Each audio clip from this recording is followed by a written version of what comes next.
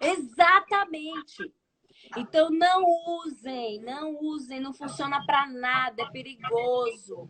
Não usem. Outra coisa também que não tem evidência científica.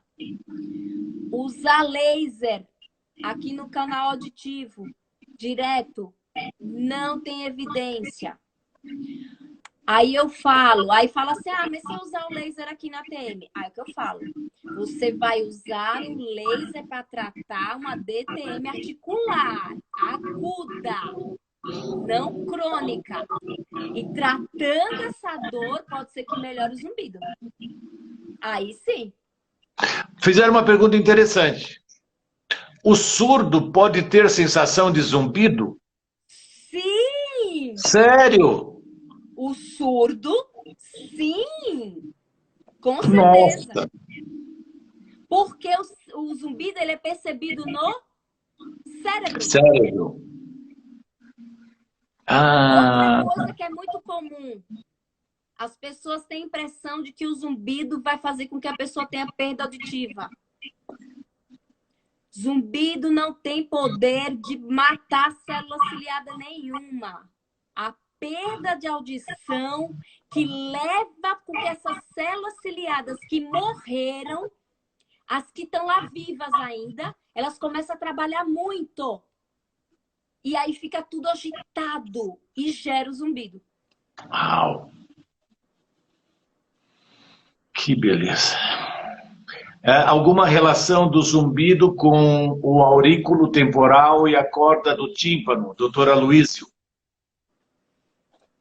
Então, a relação seria mais dos pares cranianos, que talvez poderia estar envolvido ali nessa questão toda mais, digamos assim, anatômica, tá? E daquela ligação que eu falei, do ligamento esfenomandibular com o tensor do tímpano, por exemplo, tá? Então, é mais relacionada à parte de nervo. Nervo. Tem uma pergunta aqui, o zumbido é do tipo apito e tem ligação com perda de audição? Não existe, salvo exceções, não existe um determinado som que leve a você diagnosticar o que está causando pelo som. Ah, meu zumbido é um grilo. Meu zumbido é uma cigarra. Ah, então se é uma cigarra, a causa é essa. Não, isso não existe. Agora, o que é comum numa DTM? Zumbido tonal. Zumbido tonal é zumbido tipo apito. É mais comum na DTM. Sabe qual é o outro mais comum na DTM? Zumbido pulsátil. Zumbido pulsátil é muito comum em pacientes que têm DTM. Nós tivemos num curso na Universidade de Gotemburgo, na Suécia. Foi um curso que foi coordenado pelo Anton... Puxa, me faltou o nome dele. Ele é coordenador de cursos de DTM na São Leopoldo Mandique, Antônio Sérgio Guimarães. E quando nós estivemos estudando na Suécia, lá em Gotemburgo, nós tivemos aula com otorrinos.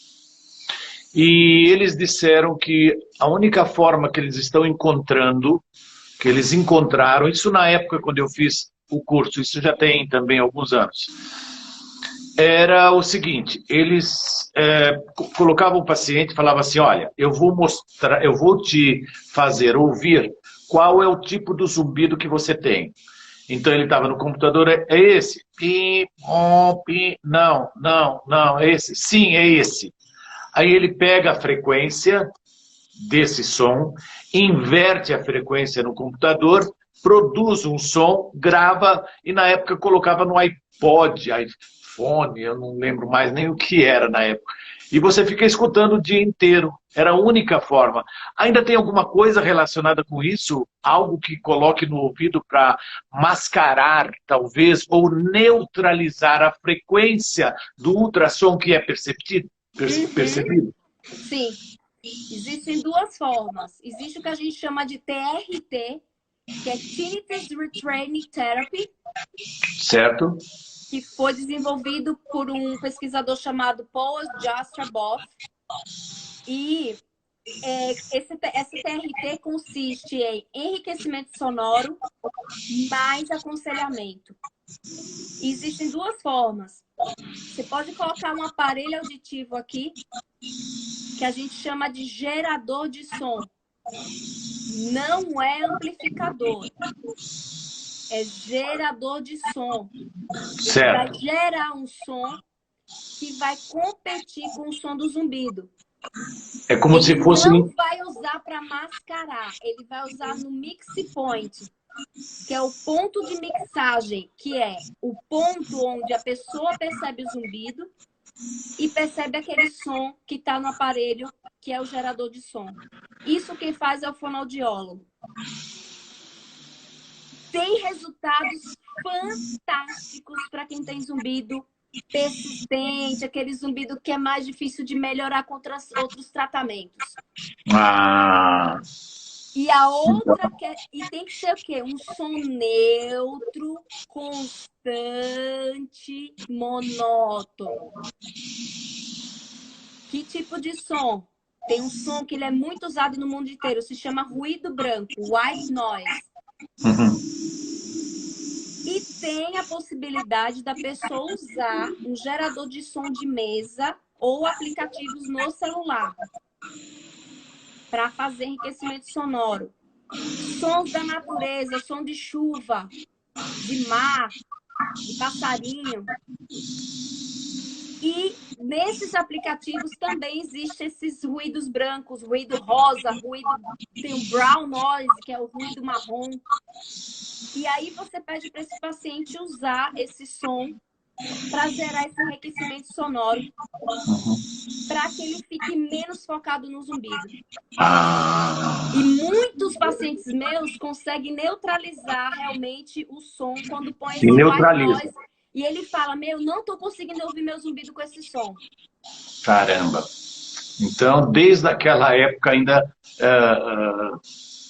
esse se tipo de usa. procedimento. Ótimo. Continua falando, eu vou só ligar minha energia que está acabando a bateria aqui do meu computador. Continua. Tá. Então, com relação a essa parte de enriquecimento sonoro, por exemplo, então o paciente ele pode usar umas 8 horas por dia, ou então na hora de dormir, para quem tem dificuldade para dormir, pode utilizar o som para se desligar um pouco do zumbido, por exemplo. Deixa eu ver se tem mais alguma pergunta aqui.